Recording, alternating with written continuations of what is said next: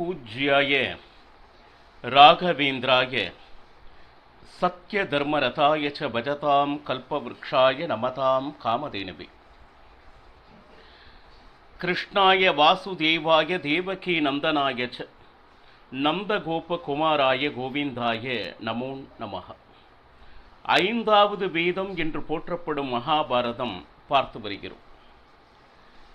பாண்டவர்களுக்கு தூதுவனாக அஸ்தினபுரம் வந்து எவ்வளவோ நீண்ட நெடிய உபதேசத்தை திருதராஷ்டிரனுக்கு கொடுத்து, அதைத் தொடர்ந்து பரசுராமர், கண்வரிஷிகள், நாரதர், இப்படி ஆன்றோர்கள் சான்றோர்கள் எவ்வளவோ நல்ல விஷயங்களை துரியோதனாதிகளுக்கு எடுத்துரைத்தும், கடைசி முயற்சியாக துரியோதனுடைய தாய் காந்தாரி வந்து நீ செய்வது அதர்ம செயல் என்று எவ்வளவோ அறிவுறுத்தியும், நான் செய்ததில் எது அதர்மம் அப்படின்னு எவ்வளவு யோசித்தாலும் என்னால் அதை சரி என்று ஒப்புக்கொள்ள முடியவில்லை. இன்னும் சொல்லப்போனால் நான் நடப்பது தர்மத்தின்படியே அப்படின்னு சொல்லிட்டு துரியோதனன் தான் என்ன நினைக்கிறானோ அதிலிருந்து சிறிதும் வழுவாது. இவ்வளவு சான்றோர்கள் சொல்கிறார்களே, அவர்களுடைய உபதேசங்களை நம்மை விட பெரியவர்கள் அதை கேட்க வேண்டுமே என்கின்ற எண்ணம் சிறிதும் இல்லாமல் மீண்டும் தன்னுடைய சகாக்களுடன் இணைந்து பகவான் கிருஷ்ணனையே கட்டி போட திட்டம் தீட்டினான். இதை அறிந்த சாத்தகி பகவான் கிருஷ்ணனிடம் கூற, திருதராஷ்டிரனை பார்த்து, உபதேசம் செய்ய வந்தவனை, தூதுவனாக வந்தவனை சபையில் கட்டுவதுதான் உன்னுடைய தர்மமா அப்படின்னு சொல்லிட்டு திருதராஷ்டிரனிடம் கேட்க, இப்பொழுது சொல், அவன் என்னை கட்டுகிறானா இல்லை நான் அவனை கட்டுகிறேனோ அப்படின்னு சொல்லிட்டு பகவான் கிருஷ்ணன் திருதராஷ்டிரனை கேட்க, இந்த நேரத்தில் ஒரு மிகப்பெரிய தீர்வு வர வேண்டும் என்று பகவான் கிருஷ்ணன் தன்னுடைய விஸ்வரூப தரிசனத்தை தன்னுடைய பக்தர்களுக்கு காண்பித்தான். தான் சாமானியன் அல்ல, அகிலாண்ட கோட்டி பிரம்மாண்ட நாயகன் என்று அறிந்தாலாவது மனது மாறி யுத்தம் வேண்டாம், அவர்களுக்கு உண்டான ராஜ்யத்தை கொடுத்து விடுவான் அப்படின்னு சொல்லிட்டு. ஏன்னா இது அவனுக்கு கிடைத்திருக்கக்கூடிய கடைசி வாய்ப்பு. எடுத்தவுடன் யுத்தம் அப்படின்னு சொல்லிட்டு பகவான் கிருஷ்ணனும் விரும்பவில்லை. எத்தனையோ வாய்ப்புகள் கொடுத்தான். அதர்மம் அழிய வேண்டும், யுத்தம் தான் அதற்கு தீர்வு என்று மனதில் நினைத்தாலும் வாய்ப்புகள் பலவற்றை கொடுத்து பார்த்தான். அதை எதையும் பயன்படுத்தி கொண்டு திரிந்த என்ன சொல்லுது சந்தர்ப்பங்கள் கிடைத்தும் அவன் திருந்துவதாக இல்லை துரியோதனன். இதற்கு மேல் பேசி எந்த பிரயோஜனமும் இல்லை என்று பகவான் கிருஷ்ணன் அஸ்தினபுர அரண்மனை விட்டு நகர்ந்தார். இப்பொழுது உபப்ளாவ நகரத்துக்கு செல்ல வேண்டும். இங்கு என்ன நடந்ததோ அனைத்தையும் பாண்டவர்களிடம் கூறி யுத்தத்திற்கு அவர்களை தயார் செய்ய வேண்டும். ஆனால் அதற்கு முன் குந்தியிடம் சொல்லி, நீ உன்னுடைய மகனிடம் சொல்ல வேண்டிய ஏதாவது விஷயங்கள் இருக்கின்றதா என்று பகவான் கிருஷ்ணன் கேட்க, குந்தி மிக நீண்ட நெடிய உபதேசத்தை கூறுகிறார். காரணம், எப்பொழுது பார்த்தாலும் தர்மம் தர்மம் தர்மம் அப்படி தர்மராஜன் இருப்பது அவளுக்கு பிடிக்கவில்லை. ஏன்னா எந்த குலத்தில் நாம் பிறந்தோமோ, எந்த தர்மத்தை நாம் ஆச்சரிக்க வேண்டுமோ, அதாவது சத்திரிய தர்மம் என்றால் ராஜனுடைய அரியணையில் அமர்ந்து கொண்டு கெட்டவர்கள் துஷ்டர்கள் என்று இருந்தால் அவர்களுக்கு தகுந்த தண்டனை கொடுத்து நல்லவர்களை வாழ வைக்க யார் செய்து கொண்டிருக்கிறார்களோ அவர்கள் அந்த சத்திரிய தர்மத்தை பரிபாலித்து வருகிறார்கள் என்று அர்த்தம். ஆனால் இங்கு நடப்பதோ அனைவரையும் மன்னிக்கும் பாங்கை தர்மராஜன் வைத்திருக்கிறார்.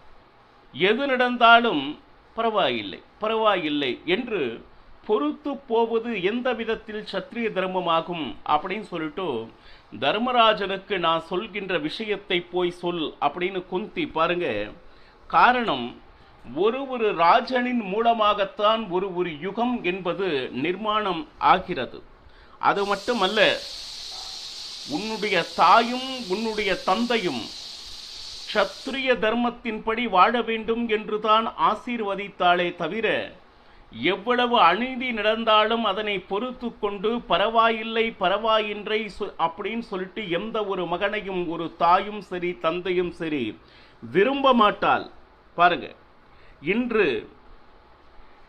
நீ என்ன ஒரு மார்க்கத்தை பிடித்திருக்கிறாயோ சரி, இன்னும் சொல்ல போனால் உன்னுடைய ராஜ்யத்தை பெறுவதற்காக கிருஷ்ணா தர்மராஜன் உன்னை அனுப்பியதே தவறு என்கிறாள் குந்தி. ஏன்? தூதுவனாக அனுப்பி கேட்பதற்கு நாம் என்ன பிச்சையா கேட்கிறோம்? கொஞ்சம் நினைத்து பாருங்க. ஏன்னா நியாயமாகி நாம் கொடுத்த ராஜ்யங்கள், ஏன்னா திக்கெட்டும் சென்று போர் புரிந்து வெற்றி பெற்று இந்த ராஜ்யத்தை கொடுத்தது நாம். அப்படி பார்த்தால் அந்த ராஜ்யத்தினுடைய உரிமை யாருக்குன்னா பாண்டவர்களுக்கு.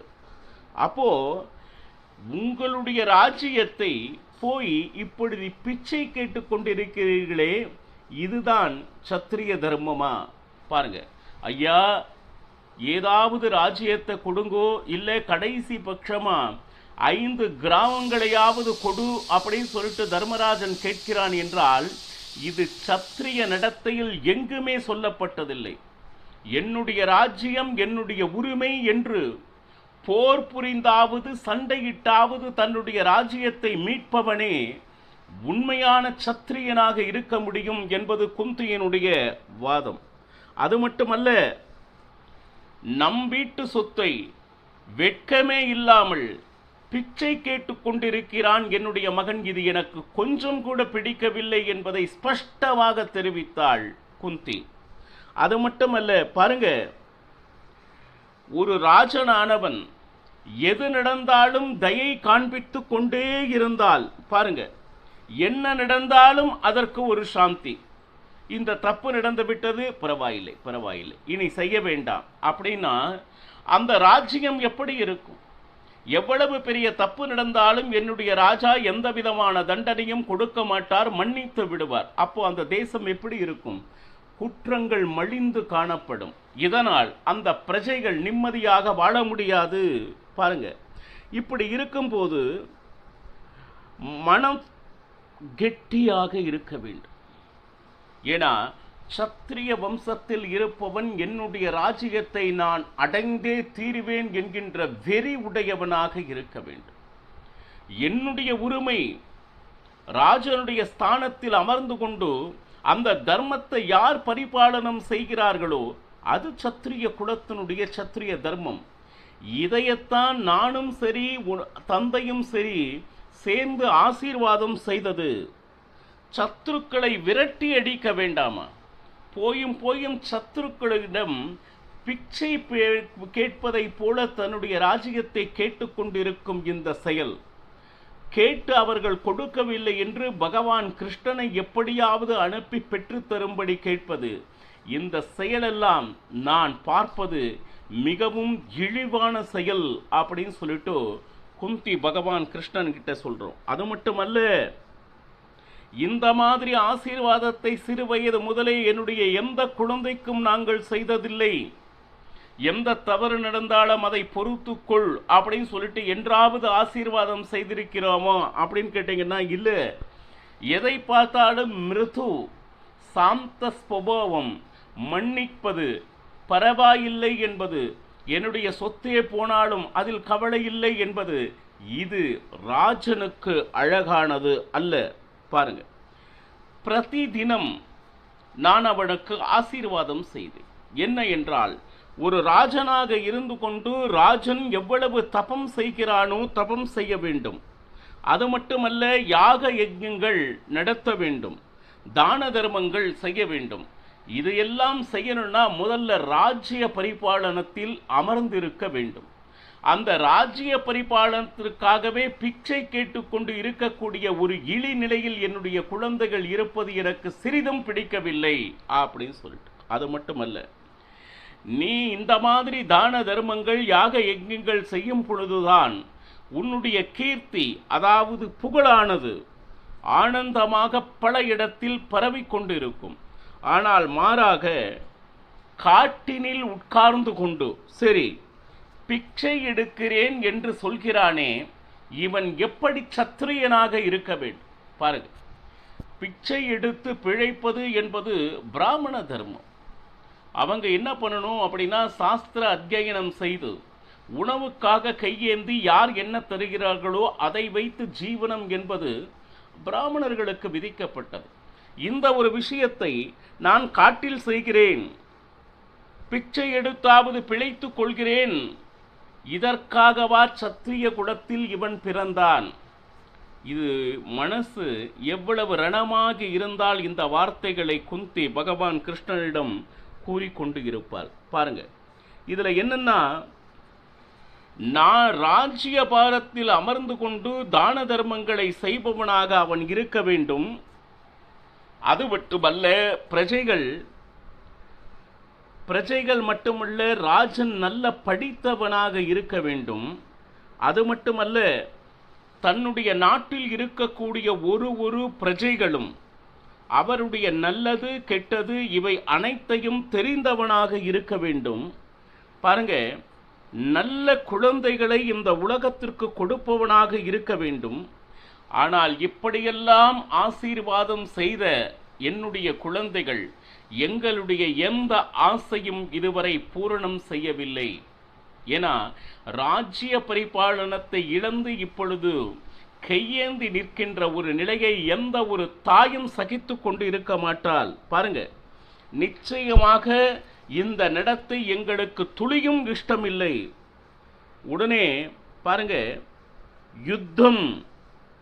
யுத்தத்தை தவிர இதற்கு வேறு எந்த விதமான உபாயமும் இல்லை. இதுவே நம்மளுடைய தர்மம். ஏன்னா சத்திரிய குலத்தில் பிறந்து சத்திரிய தர்மத்தை அனுஷ்டிக்காது ஏதோ காட்டிற்கு செல்கிறேன், பிச்சை எடுத்து பிழைக்கிறேன் என்று ஒருவன் சொல்கிறானே என்றால் அவனுடைய தர்மத்திலிருந்து வழுவுகிறான் என்று தானே அர்த்தம்.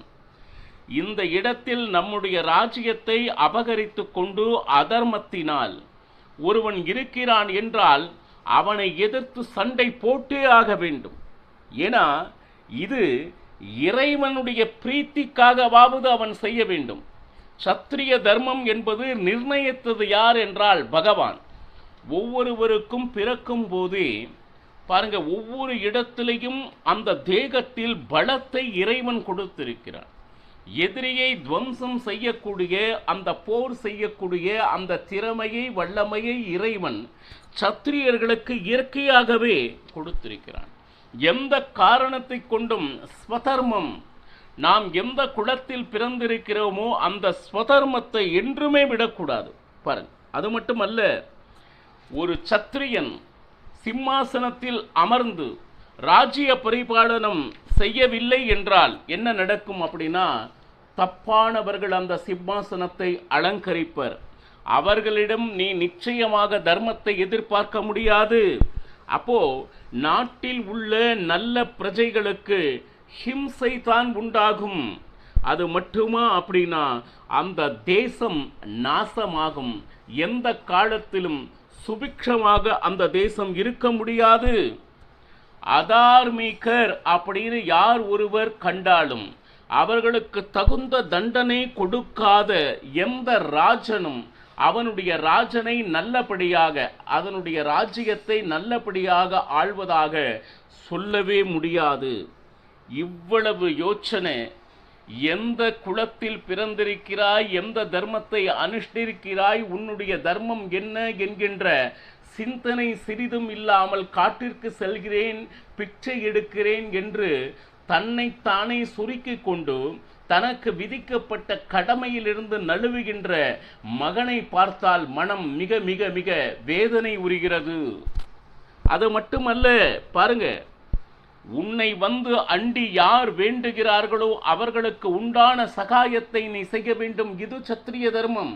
அதற்கு நீ ராஜ்ய பரிபாலனத்தில் இருக்க வேண்டும். அப்போ உன்னை நாடி வந்து யாராவது இறைஞ்சுகிறார்கள் என்றால் அவர்களுக்கு உண்டானதை செய்து கொடுப்பதும் சத்திரிய தர்மம். அது மட்டும் அல்ல, அவர்கள் ஜனர்கள் மனதில் என்ன நினைக்கிறார்களோ அதனை திருப்தி செய்வது ஒரு ராஜனுடைய கடமையாகிறது. மொத்தம் 3 விஷயம் சத்திரிய தர்மத்தில், ராஜ்ய பரிபாலனத்தில். முதல் விஷயம் தான தர்மங்கள்.